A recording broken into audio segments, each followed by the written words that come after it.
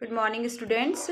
आज हम lesson number 8 स्वतंत्रता संग्राम में क्रांतिकारियों की भूमिका में आज हम विनायक दामोदर सावरकर जी के बारे में जानेंगे। विनायक दामोदर सावरकर महाराष्ट्र के निवासी थे और वह विद्यार्थी जीवन से ही देश की स्वतंत्रता के लिए अनेक कार्य करते थे। उन्होंने नौजवान भारत सभा की स्थापना भी की थी और वो बैरिस्ट्री की शिक्षा प्राप्त करने के लिए इंग्लैंड की राजधानी लंदन गए थे और लंदन में वो इंडिया हाउस में ही रहते थे।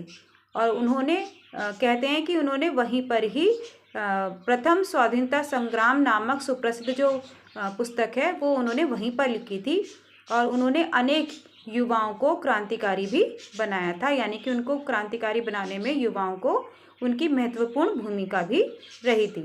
जहाज़ों में भरकर और जो पुस्तकें उन्होंने बनाई थी उन पुस्तकों में रखकर वो शस्त्र भी भारत में भेजा करते थे और उनकी जो गतिविधियां थी, जो गुप्त गतिविधियां थी, उन पर ब्रिटिश सरकार की खुफिया पुलिस की निगाह थी और उन्हें इन गतिविधियों के कारण ही सन 1910 में गिरफ्तार कर लिया गया था और समुद्री जहाज के मार्ग से कड़ी सुरक्षा के रहते हुए उन्हें भारत के लिए भेजा गया था।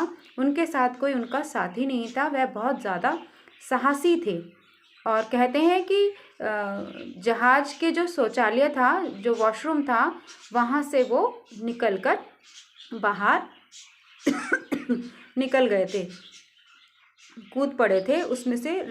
फिर बाद में उन्होंने तैरकर समुद्र के किनारे फ्रांस देश की जो धरती थी वहाँ पहुँच गए। अंग्रेजी सैनिकों ने उन्हें दोबारा से पकड़ लिया था। भारत में उनमें राजद्रोह का मुकदमा भी चलाया गया और कहते हैं उन्हें 2 जन्म का कारावास की सज़ा देकर उन्हें अंडमान निकोबार की जेल में भेज दिया गया था। जेल में उनको बहुत यातनाएं, बहुत परेशान किया गया।